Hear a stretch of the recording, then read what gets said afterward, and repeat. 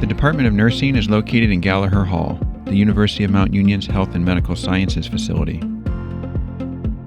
The labs, a critical part of the nursing program, serve as an extension of the classroom for students to apply their knowledge and develop their nursing skills.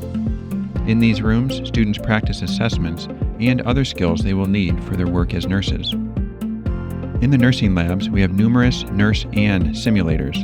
These simulators have heart and lung sounds.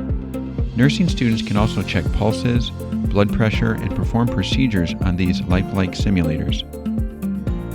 We have a birthing simulator, Noelle, that is designed to provide a complete birthing experience, including before delivery, the birthing process, and after delivery. This simulation work enables nursing students to be ready for actual patient care while in clinicals.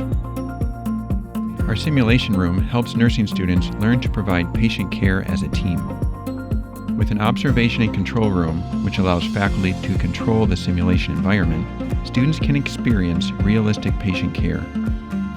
We have a wireless simulator, Manny. Manny can do just about anything a patient can do, except eat and get up to walk.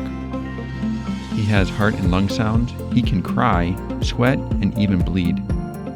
This simulator will ask questions of the students.